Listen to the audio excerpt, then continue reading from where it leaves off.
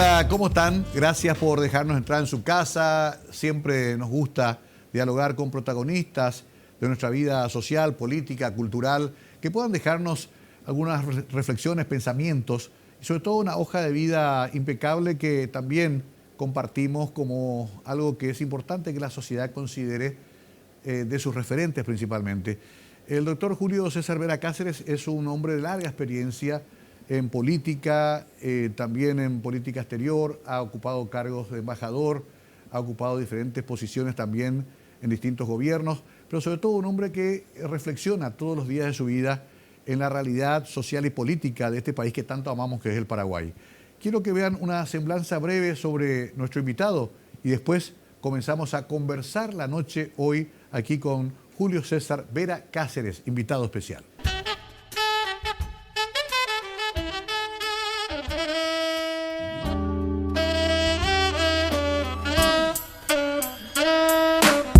Julio César Vera Cáceres es una figura pública paraguaya de gran trayectoria a nivel empresarial y político como referente de la Asociación Nacional Republicana Partido Colorado. Realizó el servicio militar obligatorio egresando como subteniente de infantería de reserva, CIMEFOR, año 1967. Sus estudios universitarios fueron en la Facultad de Ingeniería de la Ciudad de Asunción, UNA, título de ingeniero civil, año 1969-1975. Asimismo, estudió Derecho, recibiendo el título otorgado por la Universidad de Integración de las Américas Unida, año 2008-2011, mejor egresado de la promoción. Magíster en Ciencias Políticas, Ciencias Jurídicas, Relaciones Internacionales y en Planificación Estratégica y Defensa Nacional. Fue Convencional Nacional Constituyente en 1992 y Senador de la Nación en el periodo 1993-1998. Así también, director de ACEPAR, Aceros del Paraguay S.A. y viceministro de Transportes del MOPC. Entre sus últimos trabajos se destaca el cargo de embajador extraordinario y plenipotenciario ante el gobierno del Estado Plurinacional de Bolivia y embajador extraordinario y plenipotenciario ante el gobierno de la República Argentina desde el 2014 hasta el 2021. Caballero de Gracia Magistral de la Soberana Orden Militar y Hospitalaria de San Juan de Jerusalén, de Rodas y de Malta.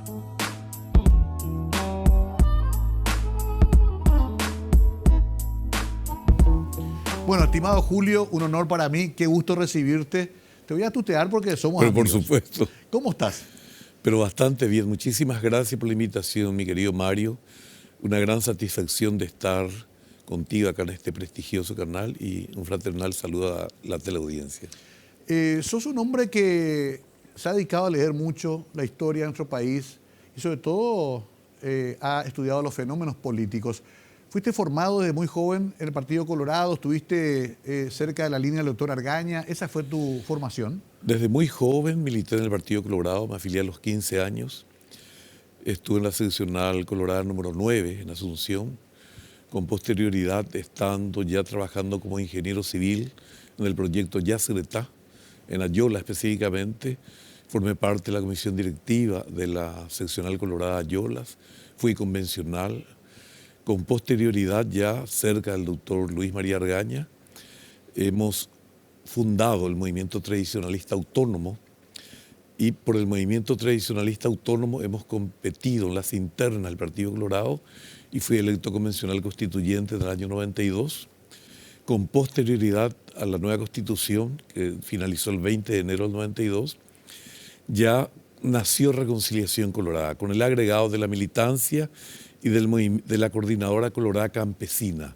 Es decir, Reconciliación Colorada fue la sumatoria del movimiento tradicionalista autónomo, Coordinadora Colorada Campesina, que lideraba el ingeniero Juan Bautista Ibáñez, y la militancia. La militancia que estaba casi proscripta todavía. Claro, después del golpe del 89. Ahora, qué interesante, querido Julio, porque viste ese proceso de transformación muy delicado del Partido Colorado de la dictadura a la democracia, cuando hasta temíamos que se desarrolle una guerra civil. Sin embargo, hubo mucha inteligencia para poder controlar ese momento y sobrepasar esa transición, ¿no? Se administró bastante bien eso. En nuestro caso, en el movimiento tradicionalista autónomo y posteriormente Reconciliación Colorada, fue un poco más difícil, porque no te olvides que el doctor Luis María Argaña, siendo canciller del general Rodríguez, después tiene un enfrentamiento con Rodríguez, sale en forma abrupta de la Cancillería y ahí conforma el movimiento tradicionalista autónomo y se convierte en opositor al gobierno de Rodríguez. Claro. Entonces, estábamos en la llanura.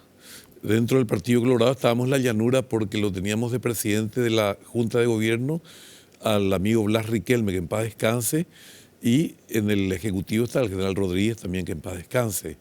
Entonces fue bastante difícil, no obstante lo cual hemos llegado a las internas contra el ingeniero Guasmosi y el doctor Seitfar. Yo fui electo senador en ese periodo 93-98, me desempeñé como senador y bueno, tratamos de hacer bien las cosas. Fui presidente de la Comisión de Obras Públicas, fui presidente de la bicameral de privatización de empresas. Era una bicameral integrada por senadores y diputados. En 2 ocasiones fui presidente, porque un periodo le tocaba a un senador, el siguiente periodo a un diputado, alternábamos. Y en 2 ocasiones fui presidente. Y bueno, con posterioridad a ello ya hemos ocupado otros cargos. ¿Estuviste en la DINAC también? Fui presidente del Consejo de Administración, cuando eso existía Consejo de Administración de la DINAC. Fui director de ACEPAR por muy corto tiempo. Fui presidente de Puertos durante el gobierno de Raúl Cubas Grau. Con posterioridad estuve en el Viceministerio de Transporte. Y ya con el gobierno, y cuando cayó el partido en el año 2008, aproveché y estudié Derecho. Me recibí de abogado. Por eso te dije doctor. Me Bueno, yo soy ingeniero civil, básicamente. Por eso. Mi primera carrera es la de ingeniero civil. Claro, pero también sos abogado. Soy abogado.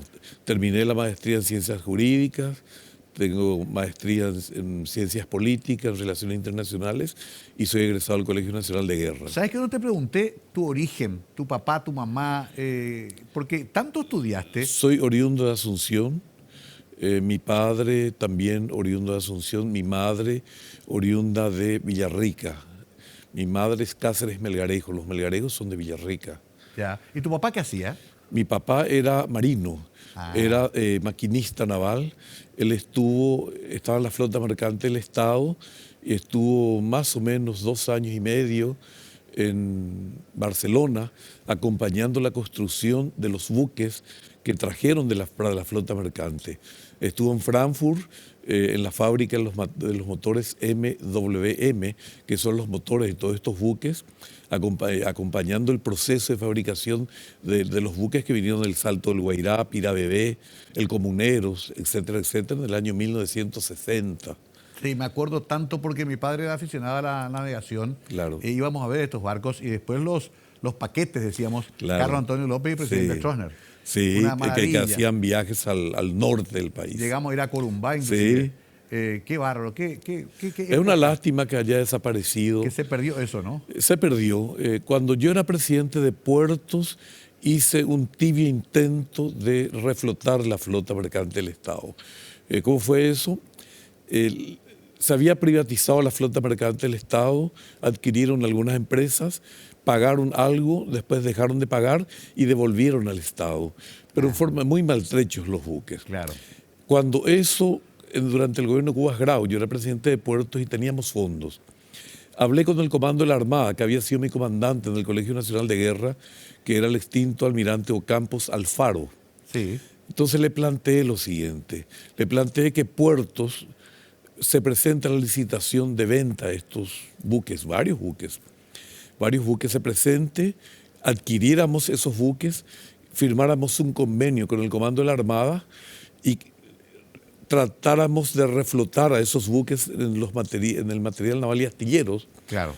tripular con oficiales y suboficiales de la Armada y navegar a los puertos de Buenos Aires y Montevideo y tratar de recuperar la inversión merced a las cargas transportadas. Podría ser un buque de escuela, inclusive, ¿no? Buques escuela, sí, Claro. porque cuando desapareció la flota mercante, la Armada quedó huérfana, Claro. así como la Fuerza Aérea quedó huérfana cuando se privatizó Líneas Aéreas Paraguayas. Claro, claro. Casualmente estuve en el primer proceso de Líneas Pero no Aéreas se pudo Paraguayas. sostener eso.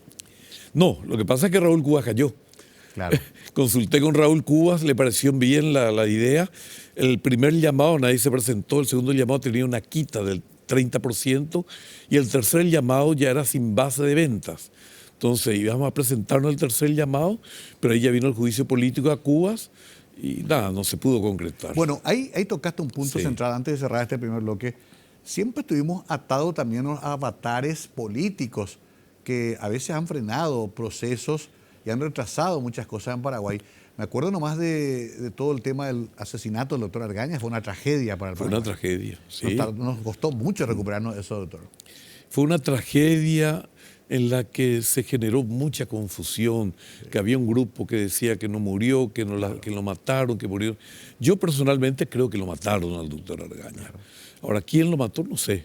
¿Quién lo mató? Yo no creo que hayan sido las personas que se autoincriminaron. Yo no creo. Yo creo que fueron otras personas, otros actores. Y otros intereses también. Otros intereses, son factores de poder. Tengo mi propia teoría, pero no tengo ningún aval que pueda fundamentar una apreciación en Es ese curioso, sentido. ¿no, Julio? Porque hasta de Kennedy todavía estamos queriendo saber quién lo mató, ¿no? Por supuesto. Estos grandes asesinatos políticos tienen ese componente, ¿no? De dos cosas yo estoy seguro. Que el doctor Argaña sí lo mataron ese día, pero que no fueron precisamente ese grupo que se autoincriminó. Yo creo que eran otros. Igual nos costó mucho, me acuerdo de la crisis económica, te acordarás, la crisis política gravísima. Tardamos en recuperar todo ese momento, ¿no? Y esa crisis económica donde desaparecieron algunos bancos, Sí. recordarás el Banco Unión, Sí. un banco aparentemente sólido, el Banco Alemán, donde mucha gente quedó bastante golpeada, muchos compatriotas quedaron golpeados, pero el ingeniero Guasmosi se vio en la necesidad de dar ese paso trascendental porque ya era insostenible en muchos de los casos. Fue un paso muy delicado, nos afectó a mucha gente quedó en la calle. ¿Cuál fue tu relación con Oviedo? ¿Llegaste a hablar con él algunas veces? Sí. ¿Lo conociste? Lo conocí, lo traté, tenía una excelente relación con Oviedo. Yo lo conocí a Oviedo, yo siempre estuve muy relacionado con las Fuerzas Armadas, hice muchas obras en la caballería antes, en el servicio agropecuario, también lo conocía de capitán. Lo conocía de capitán, con posterioridad ya después del golpe, lo conocí ya siendo coronel y después general. De hecho, Oviedo siempre hizo política.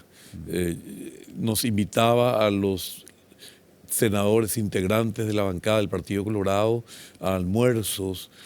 Siempre teníamos un relacionamiento social, lo conocía Oviedo. Y bueno, era un hombre que realmente tenía mucha iniciativa como comandante del ejército, era muy exigente. El ejército realmente se consolidó durante la comandancia de Oviedo.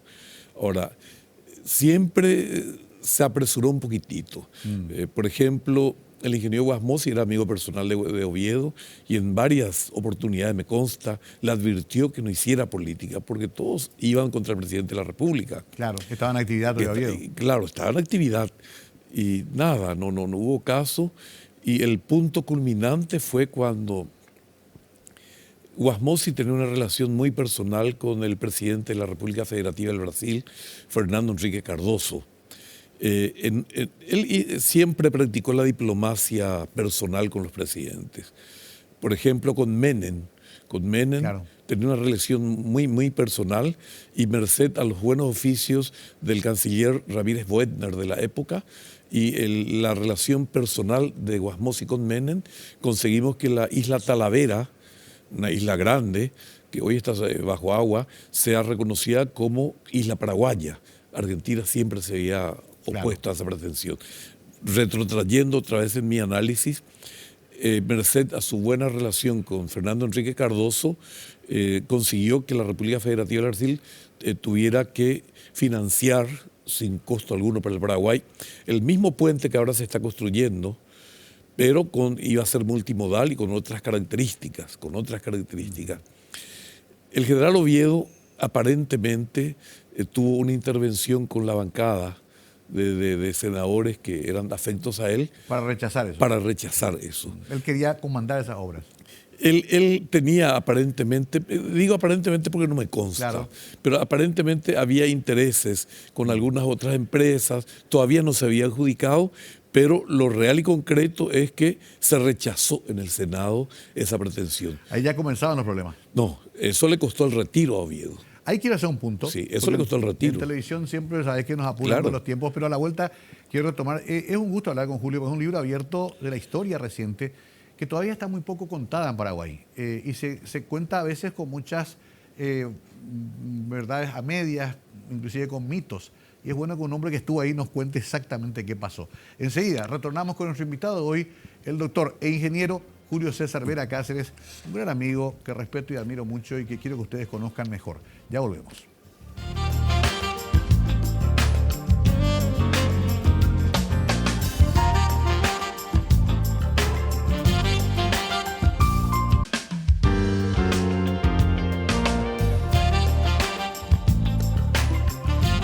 Estamos con Julio César Vera Cáceres, que también ocupó importantes cargos en la diplomacia paraguaya en lugares muy estratégicos como La Paz, Bolivia y Buenos Aires.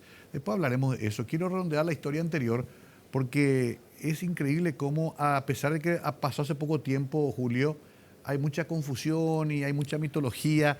Nos cuesta a los paraguayos analizar nuestras propias realidades, ¿no? Correcto. A Oviedo, me decías, le apuró mucho el tiempo político. Él quería ser presidente de la República. Él quería ser presidente de la República y de hecho yo creo que contaba con la anuencia de Guasmosi, que era su amigo, pero él se apresuró un poco, él forzó ciertas cosas, entre ellas el tema del puente. Ese fue el punto culminante. A partir de ahí, yo recuerdo bien, era el año 1996, yo estaba cursando el Colegio Nacional de Guerra en esa época, 28ª promoción, y bueno, el presidente Guasmosi lo pasa a retiro. Claro. Le pasa a retiro, ahí se generó un pequeño problema, incluso iba a ser ministro de Defensa.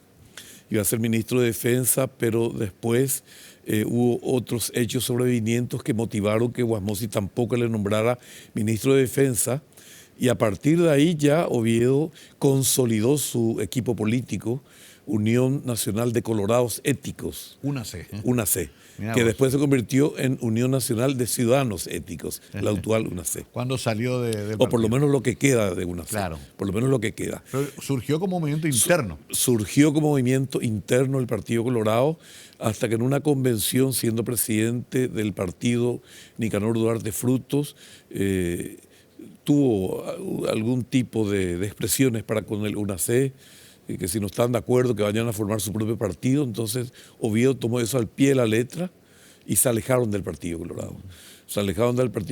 Se convirtió en Unión Nacional de Ciudadanos Éticos. Y bueno, consolidó. ¿Por qué? Porque no hay secretos. Oviedo era un hombre conquistador, era un hombre que conquistaba, Sí. Seducía. Tenía los códigos también del hombre del campo. Hablaba muy bien guaraní, se crió en el campo, era un hombre trabajador, muy trabajador, visitaba a todos, visitaba a los ancianos, a las ancianas, se sentaba a comer tortilla con mandioca, Claro. con la gente. Entonces, naturalmente, el UNAC se consolidó. Tanto es así que en las internas, siendo presidente Guasmosi, las internas para elección de candidato a presidente de la República, siendo candidatos el doctor Luis María Argaña, el ingeniero Facetti representando al oficialismo, y Oviedo gana las internas. Claro. Oviedo Pero gana después las pierde. internas. Gana, pero pierde. Claro, porque a partir de ahí ya se generó toda una serie de cosas. Sí. Él ganó las internas. El Tribunal Electoral Partidario, presidido por Pedro Hugo Peña, reconoció su triunfo. El tema estaba a consideración de la justicia electoral, donde estaba Expedito Rojas.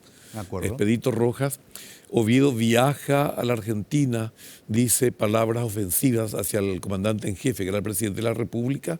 El comandante en jefe firma una orden de arresto de 90 días. Oviedo estuvo en la clandestinidad un mes aproximadamente, hasta que después se presenta y se dio por detenido en la primera división de infantería.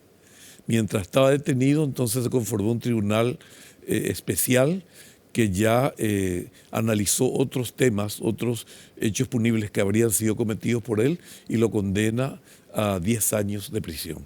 A 10 años de prisión. Lo proscribe. Y lo proscribe, entonces ahí sale Raúl Cubas, que era su candidato a vicepresidente, queda la candidatura de Cubas y nada, con el apoyo de Oviedo y con el apoyo del Partido Colorado, gana por 54% de los votos Raúl Cubas.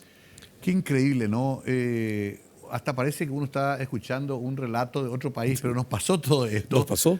Y después de ese triunfo, que fue enorme, sin embargo, sobreviene aquella tragedia que ya mencionamos después de la muerte de Argaño. Y hay ¿no? varios mitos. Ajá. La gente decía, mucha gente hasta hoy dicen, que Oviedo era un hombre que tenía mucha influencia sobre Cubas. Claro.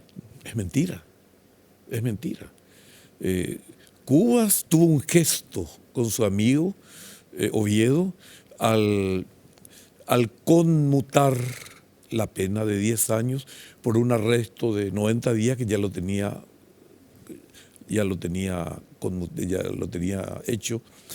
¿Por qué no lo podía indultar? Porque antes de que asuma Cubas, el Congreso, que no quería saber nada de Oviedo, sacan una ley donde agarraban y legislaban la figura del indulto. El presidente de la República podía indultar, pero entonces reglamentaron la figura del indulto, que es constitucional, y pusieron que para que un condenado pudiera ser indultado por el presidente de la República, tendría que haber cumplido las 2/3 partes de la pena que le haya sido impuesta, con lo cual Claro. le eliminaban a Oviedo de esa posibilidad. Entonces surgió otro artificio que era la conmutación de la pena. Conmutar la pena de 10 años por un arresto de 90 días. Y ahí Oviedo sale en libertad. Me acuerdo. Ahí Oviedo sale en Y ahí libertad. comienza el desorden. Sí, pero es mentira social. que él haya tenido mucha influencia sobre Cuba. Cuba es un hombre que tiene fuerza de carácter, es bastante sólido y hasta si se quiere terco con sus convicciones. Y es mentira. Así es que mucha gente tiene una equivocada impresión de lo que era el relacionamiento Cubas-Oviedo. Bueno, después viene González Maqui. Claro, Es González Maqui ya es producto del juicio político en el que Raúl Cubas renuncia antes de que lo echen por juicio político. Tanto es así que Raúl Cubas es senador vitalicio. Es senador vitalicio porque él no dio pie a que se lo eche. Claro. A él no se lo destituyó. No fue destituido. No. Y la Constitución dice claramente que aquellos presidentes que fueron electos democráticamente son senadores vitalicios. Salvo que, como en el caso de Lugo, sí, que fue sacado por un juicio político, él no es senador vitalicio, hoy es senador activo. Bueno, qué historia, ¿no? No podemos, lastimosamente, profundizar demasiado porque el tiempo es corto, Claro. pero es bueno repasar esto para entender todo lo que ocurrió. Después llega, como todos conocemos, el gobierno de Nicanor, que Sí. pareció equilibrar de vuelta un poco el barco. Se entró en una etapa Nicanor interesante. encontró el país desde el punto de vista económico Destrozado. bastante Golpeado, ¿no? bastante golpeado. Los primeros 2 años él creo que equilibró bastante y bueno, después ya se generaron otros conflictos porque él lo eligió a Blanca Ovelar como su candidata. Surgieron otras candidaturas, la de Lucho Castiglioni y la de José Alberto Alderete. El último en salir fue José Alberto Alderete con la dupla Alderete-Marito. Sí. Alderete-Marito. Solo que Alderete, que antes de eso tuvo una operación de corazón en Houston, entonces por motivos de salud, él era presidente interino de la Junta de Gobierno, pero por problemas de salud salimos, yo la apoyé a Alderete. Salimos ya cuando todo estaba consolidado y naturalmente no nos fue bien porque llegamos extemporáneamente al campo de batalla. Ahí se produce algo impensado, que Sí. fue la caída del Partido Colorado. Cayó porque fue la convergencia. Nada ocurre por un solo acto. Ajá. Participé como presidente de la DINE en varios seminarios organizados por la FAA, por OASI, etcétera, etcétera. Cuando cae un avión, nunca es por un solo motivo. por un solo motivo. Ok. Es la convergencia de varios motivos, muchos de ellos errores humanos. En el caso de la caída del partido fue la convergencia de muchas cosas. Fue la convergencia de un grupo de colorados que pensaban que Blanca Ovelar iba a ser una títere en manos de Nicanor Ugarte Frutos. También creo que es un error, porque la señora Blanca Ovelar es una mujer de carácter. Sí. Creo que es un error. Lo demostró. Lo demostró posteriormente y siempre fue así. Creo que fue un error. Amén de eso, Nicanor tuvo dificultades con el equipo de Castiglioni. Con el equipo de Castiglioni porque el equipo de Castiglioni ellos creyeron que efectivamente ganaron las internas y que les fue manoseado el triunfo. Sí. Entonces muchos se tiraron a menos. Muchos. Me acuerdo. No sé cuánto, no, pero. Hubo el abrazo republicano. No hubo. En esa ocasión. Y Alderete sí acompañó la candidatura de Blanca, pero no bastó. Entonces, repito, la convergencia. Y también apareció un elemento exógeno distinto como Lugo. Claro, apareció un movimiento, un señor que fue obispo de la Iglesia Católica en un país mayoritariamente católico, claro, cristiano y católico. Entonces, y a mente de eso, Lugo tenía expresiones suaves, como siempre. Entonces, una novedad. La novedad, entonces, él fue electo presidente de la República con votos colorados. También. No, con votos colorados. Eso también hay que admitirlo. Mayoritariamente con votos un sector colorados. descontento. Te estoy diciendo, el segmento que creían que Blanca Ovelar iba a ser títere, le votaban a Lugo. El segmento de descontentos que creyeron que se les virló el triunfo, le votaban a Lugo. Claro. Entonces, con votos colorados, Lugo ganó la presidencia. 4 años de Lugo, 1 año de Federico Franco y retorna al Partido Colorado. Y ahí comienza esta nueva etapa en la cual alternan primero Horacio Cartes y después Marito. Así mismo. Que a su vez conforman equipos muy confrontados. ¿El Partido Colorado crea su propia oposición, Julio? No tanto. No te olvides que Mario Abdo Benítez formaba parte de Honor Colorado. Él fue electo senador de la Nación con una chapa bajo el paraguas de Honor Colorado. Horacio Cartes, cuando fue electo en el año 2012, sí, 2013. Tenía su propia lista de senadores, pero permitió que se abriera la lista y 4 compitieron en forma paralela. Baqueta, Calega Laverna, Mario Abdo Benítez y Cándido Aguilera. Los 3 primeros ingresaron. Cándido Aguilera no ingresó como senador, no fue electo como senador. Pero eso que dijiste recién, si escucha al presidente se va a enojar. ¿Por qué? ¿Cómo decís que Marito era Honor Colorado? Fue electo senador de la Nación bajo el paraguas, bajo la chapa de Honor Colorado. Entiendo. En listas paralelas, así como Baqueta, como Calega Laverna. Entiendo. Y el cuarto era Cándido Aguilera, que no ingresó. Ahí tengo que hacer Eran aliados al principio. Sí, entiendo bien, sí. Y finalmente lo que siempre ocurre con tu partido es que llegan bastante unidos. Y tiene ese concepto de la sujeción del poder del Partido Colorado, esa especie de instinto. Y tenemos un instinto de supervivencia. Me gustó ese para un título ahí antes de la pausa. Un gusto hablar con Julio. Igualmente. Recorrimos una historia extraordinaria de los últimos por lo menos 30 años del país y vamos a entrar un poquito más en la actualidad a la vuelta de esta pausa. Julio César Vera Cáceres, hoy invitado con nosotros. Después le quiero preguntar también sobre por lo menos un ratito, sobre sus funciones como embajador, que son funciones muy delicadas y muy importantes, y quiero vincular eso con la política exterior tan importante de nuestro país. A la vuelta, seguimos hablando con nuestro invitado de hoy, Conversando la Noche.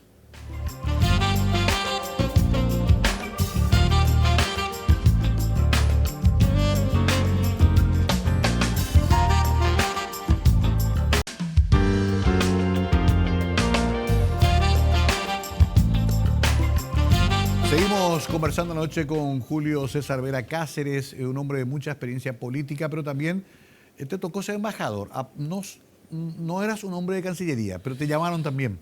Claro, realmente yo era jefe de campaña en esa época de Arnoldo Vince. Ajá. Él era candidato a presidente de la República. Habíamos formado un movimiento que se llamaba Valor Republicano. Me acuerdo. Yo era candidato a senador número 1 en su equipo, era jefe de campaña. Después tuvimos problemas económicos, entonces se produjo una alianza entre Horacio Cartes y Arnoldo. Arnoldo tenía que encabezar la lista de senadores del equipo de honor Colorado. No fue así porque en ese momento estaba la senadora Lilian Samaniego, que era la presidenta del partido. Entonces, por razones obvias, la presidenta del partido encabezó la lista y Arnoldo estuvo como número 2. ¿Y vos? Yo tendría que en la lista de Horacio Cartes, yo tendría que haber sido el número 5. Ahí se generó un conflicto, una falta de comunicación, entonces no ingresé. Ajá. No ingresé. Con posterioridad ya, Horacio me hace ofrecer la embajada. Había 14 embajadas vacantes. Sí. Tuve la oportunidad de opinar, y me hubiera gustado ser embajador de un país ante un país limítrofe. No podía ser en Argentina porque ya estaba ocupado el cargo. Ajá. Estaba Nicanor Duarte Frutos. No podía ser en Brasil porque estaba ocupado el cargo. Uruguay también estaba ocupado. El único que estaba vacante era Bolivia. Fui a Bolivia y fui embajador después de una vacancia de 6 años y medio. La última embajadora fue la esposa de Marciano Torales. Cierto. Nuestra amiga Nimia Oviedo de Torales. Ahí está. Sí. Nimia Oviedo de 6 Torales. años estuvimos siendo 6 embajadores. años estuvimos con encargado de negocios. Entonces yo agarré una embajada después de no haber tenido embajador durante 6 años y medio Y realmente. conseguiste, sin embargo, una buena comunicación y una buena tarea. Tuve una excelente relación con el gobierno de la época, Evo Morales, su canciller David Choquehuanca, que es gran amigo, hoy es vicepresidente del Estado Plurinacional de Bolivia, con el ministro de Economía, Lucho Arce, hoy es el presidente de la República. ¿Conoces bien ese ambiente? Conozco bien. Ahora, y porque además Paraguay y Bolivia siempre tuvimos una relación extraña nosotros, todavía con ciertas remembranzas de la guerra, ¿no? Siempre hubo una relación extraña. En muchas ocasiones tuve que intervenir. Recuerdo muy bien que en una ocasión, en un almuerzo, el anfitrión era Jaime, no era el anfitrión, era invitado igual que yo, Jaime Paz Zamora, Sí. Que fue presidente de Bolivia. Fue presidente de Bolivia y estábamos varios embajadores en la casa de un señor que siempre nos invitaba. Y nada, Bolivia hasta hoy sustenta la tesis de que Paraguay, ante Paraguay en la guerra del Chaco perdieron 270.000 kilómetros cuadrados, que es todo el Chaco prácticamente. Claro. Ellos consideran todavía, Todavía reclaman como propio todavía el Chaco. Reclaman en los museos, están ese tipo de datos, Y eso en hay los que ir libros. discutiendo amablemente. Bueno, entonces siempre traté de discutir amablemente, clarificar las cosas. Así es que no fue fácil, pero amén de eso, el pueblo boliviano es un pueblo sencillo, quiere a los paraguayos. El único problema de Bolivia es Chile. Cierto. El único problema de Bolivia Ellos la es rivalidad Chile, la tienen sí. con Chile, ¿no? La rivalidad no tienen, no con Paraguay. Y te adaptaste a la paz, que no es fácil tampoco. No es fácil y por gracia de Dios no tuve problemas con la altura. Naturalmente, subir una escalera, claro, la Cancillería tiene una escalera muy alta, entonces yo iba el primer tramo y en el descanso miraba los cuadros que están ahí para recuperar un poquito el oxígeno y así en etapas, pero en La Paz no hay que hacerse el loco. No, ¿verdad? No, te Hay que quedas sin cuidarse. oxígeno. ¿Cuántos años tuviste en La Paz? Y 3 años y medio. 3 años y medio, Sí. una rica experiencia. Estando ahí fui a Buenos Aires. Claro, y ahí viene de Buenos Aires, que Sí. también es una embajada estratégicamente muy compleja, A mi juicio es la más importante. ¿verdad? Para la República del Paraguay es la más importante y yo lamento que hasta hoy no tengamos un embajador. Habida cuenta que yo abandoné la embajada en el año 2021. 2021, estamos hablando de 2 años y 2 años en un lugar estratégico como la República Argentina es mucho. Esa salida tuya fue un poco agridulce, fueron un poco descorteses contigo. Realmente yo integré una lista de 9 embajadores que volvimos a casa matriz, porque los 9 ya habíamos sobrepasado el tiempo máximo de servicio que establecía la ley vigente de la época, de la ley del servicio exterior, que era la 1335, que son de 6 años. Yo ya tenía casi 7 años. ¿En Buenos Aires? No, Entre Bolivia, la sumatoria de Bolivia y Argentina. El punto fue el siguiente. habida cuenta una entrevista que me hizo el periodista Jorge Torres Romero sobre el tema de las vacunas. Sobre el tema de las vacunas, entonces hubo gente que se agravió. Entonces fue un poco intempestiva mi salida, pero ya después de que esté el decreto. Entiendo, sí, ya, ahora me acuerdo, en plena pandemia. En plena pandemia. Sí. Recordarás que Jorge Torres me preguntó sobre mis gestiones en relación a la obtención de vacunas. Claro, todo el mundo quería vacunas. Estamos desesperados. Yo tomé contacto con el laboratorio argentino, que era la socia de AstraZeneca, los británicos. Y nada, agarré, envié notas a la Cancillería, hablé, hice los contactos, también hice contactos para la adquisición de las vacunas rusas. También tomé contacto con el embajador indio para conseguir donaciones, un montón de cosas. Traté de conseguir, porque recordarás que Paraguay fue el último país de América que tuvo vacunas. Argentina ya tenía. Ya tenía, claro. Tenía las vacunas rusas. O sea, finalmente, y cierro con esto, esa parte, es difícil en nuestro país, Julio, porque queriendo hacer bien algo, sin embargo, se toma como que avanzaste un poco en un terreno que otros querían manejar. Yo ignoro las negociaciones internas, ignoro en qué estadio estaban las diferentes negociaciones. Sé que había negociaciones, pero se cometieron gruesos errores. Claro. Hemos enviado mucho dinero a la Organización Mundial de la Salud.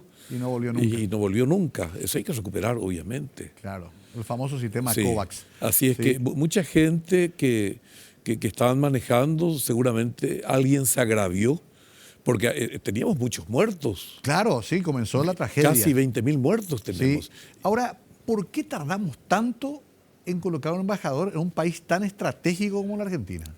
Yo tengo mi propia tesis, mi propia teoría. Sí.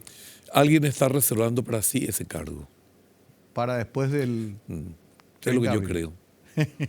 Qué raro, ¿no? Porque puedes dejar de tener embajador en un país no muy relacionado con nosotros, pero Argentina, Buenos Aires... Puedes dejar de tener embajador en Marruecos, claro, con todo Qatar, el respeto que merece estos países. Por supuesto, pero no Aires tiene la misma trascendencia en orden de prelación. Argentina, la República Federativa del Brasil, Estados Unidos y el resto. Claro. Chile, Uruguay, Bolivia. ¿Te vinculaste mucho a los paraguayos allá en Buenos Aires? Bastante. Me vinculé bastante. Desde que pisamos la embajada, hemos refaccionado totalmente, una tarea total de mantenimiento de la embajada. Se recuperó también una casa, ¿no? La casa que de otrora era la casa de los embajadores, que fue donada por la familia de Q, que incluso casi perdimos. ¿Cierto? Porque era una donación con condicionamientos. La condición era de que siempre tendría que ser residencia del embajador de la República del Paraguay. ¿Estos son los parientes de José II de Cut? Sí, descendientes. ¿Y qué pasó? Y nada, que en un momento dado ingresaron paraguayos ahí, ingresaron paraguayos a vivir. Llegó mucha gente. Cuando yo pisé había todavía paraguayos. Como un inquilinato. Un inquilinato, sin pagar nada. Qué Entonces yo agarré y cambié las cerraduras, y había ya una intención, ciertas gestiones que se habían hecho ante la entidad binacional Yacyretá Margen Izquierda, República Argentina. Sí. Profundicé eso y logré que la margen izquierda, específicamente la entidad binacional Yacyretá, llamara a licitación para las tareas de reconstrucción de esa casa, una hermosa casa. Se adjudicó a una empresa. La fiscalización fue contratada, también yo hacía la fiscalización, rememorando mis años de ingeniero civil, y nada, inauguramos y lo convertimos en Casa de la Cultura. Eso ahora está funcionando. Casa de la Cultura que está funcionando, yo lo dejé funcionando. Claro, hay que ver cómo sigue ahora. No, yo lo dejé funcionando y de mi propio peculio equipé la Casa de la Cultura. ¿Eso en qué barrio está? Y está en Recoleta. Está en Recoleta, claro, a una cuadra de la Avenida Callao. Qué bárbaro. Desde mi propio peculio yo equipé esa Casa de la Cultura. Se recuperó Igual que eso. la embajada. Igual que la embajada. Estoy hablando de equipamientos, de cortinados, alfombra, equipo de sonidos, 120 sillas, atril, equipo de todo, televisores, todo, computadoras, 12 computadoras. Claro, no puede la embajada paraguaya tener menos que eso en Buenos Aires. Es lo menos que podemos ofrecer a nuestros compatriotas. No te olvides que a la República Argentina nadie va por su propio gusto, entre comillas. ¿Cierto? En la República Argentina hubieron 3 etapas bien definidas de la emigración a ese país. Al principio fueron por motivos políticos. Todos los derrotados de nuestras cruentas guerras civiles. Ahí te quiero hacer un Sí. punto, porque me interesa porque mi padre Sí, fue exiliado y estuvo en Buenos Aires. Correcto. Y recibió la solidaridad del pueblo argentino en el correcto. 47. Así mismo. Me vas a contar esas 3 etapas porque me apuran acá. Sí. Pero es muy interesante hablar de estos temas porque forman parte de nuestra historia y lo peor que podemos hacer es ignorar nuestra historia porque en ese caso también estamos expuestos a repetir muchos errores. Julio es un libro abierto en estos temas y por eso queremos aprovecharlo. Muchas ya gracias. volvemos con nuestro invitado especial conversando en la noche. Muy agradecido.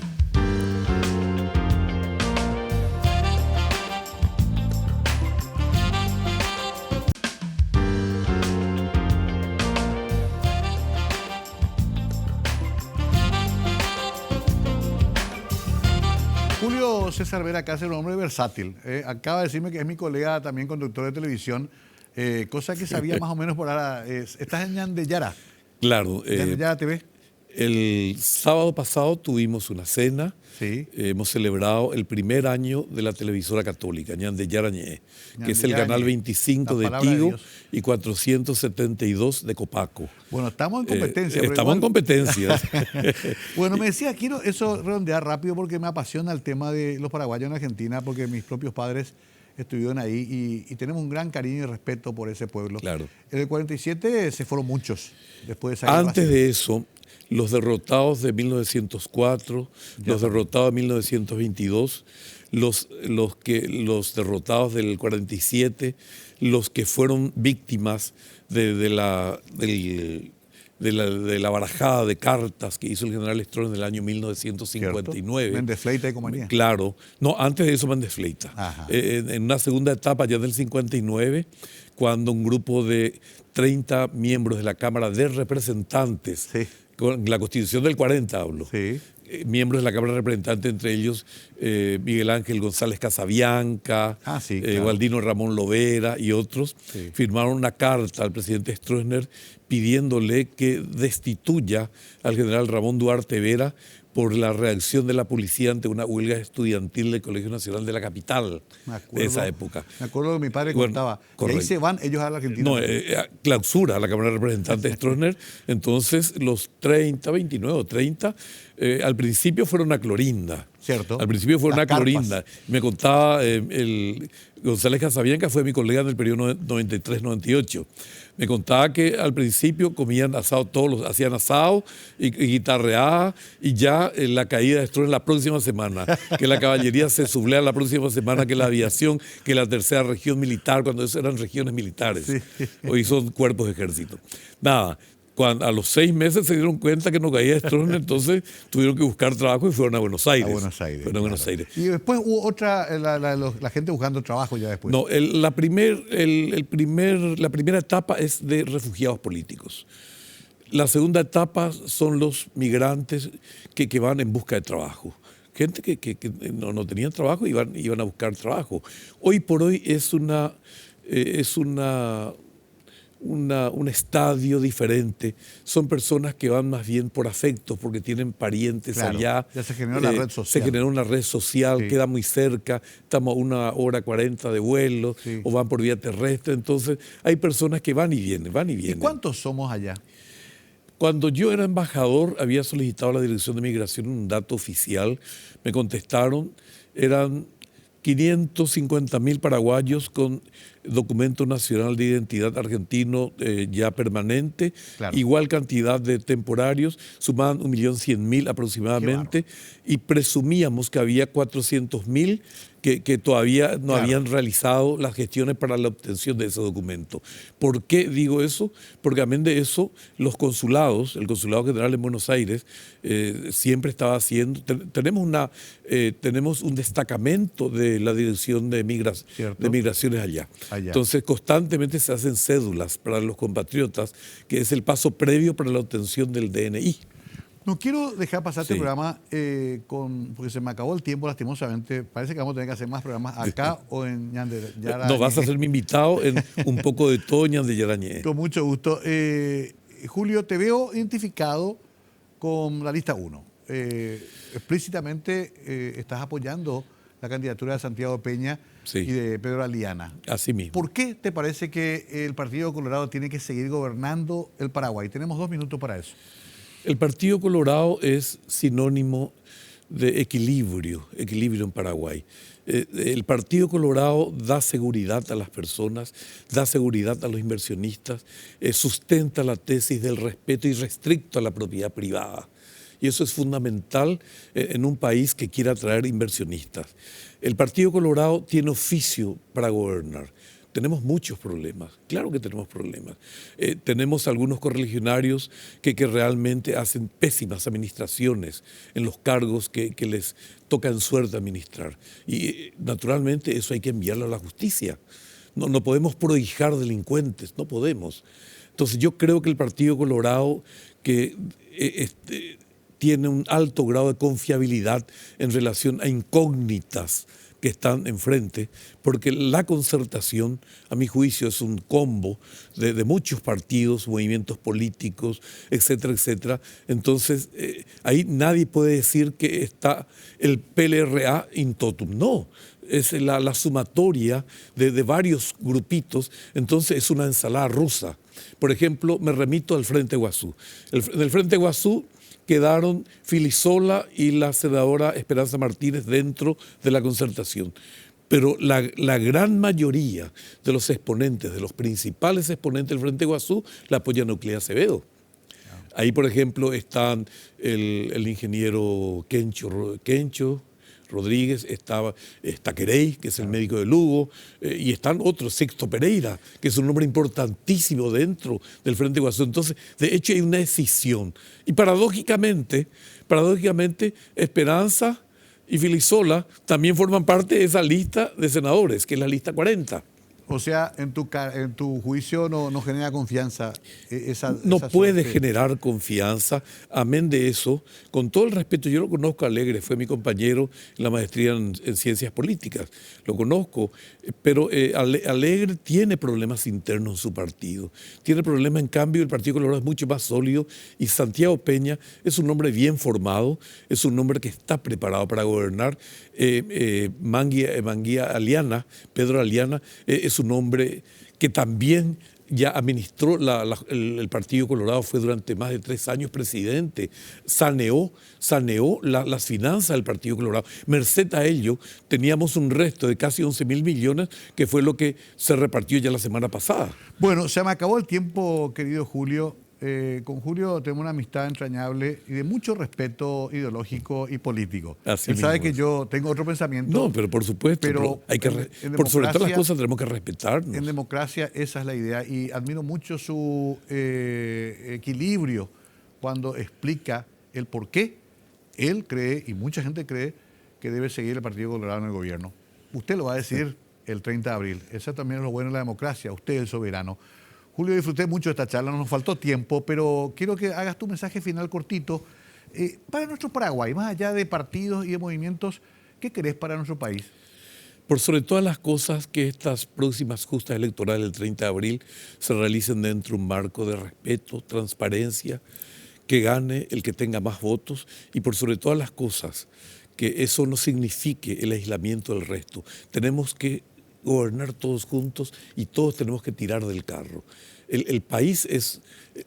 Nuestro país merece eso y mucho más. Todos tenemos que aportar nuestro grano de arena y mirar para adelante. Julio César Vera Cáceres, un hombre que quizá no está así en el tapete de la política estelar, de los grandes protagonistas, pero que ha estado siempre, desde muy jovencito, ahí adentro de la cocina, donde se trata de resolver los conflictos, donde se discuten las ideas, donde se proyecta y se sueña un país mejor. Por eso quisimos invitarlo hoy.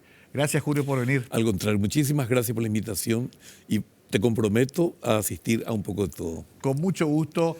Julio César Vera Cáceres, nuestro invitado hoy, conversó la noche en Mega TV. Gracias por la sintonía. Muy buenas noches.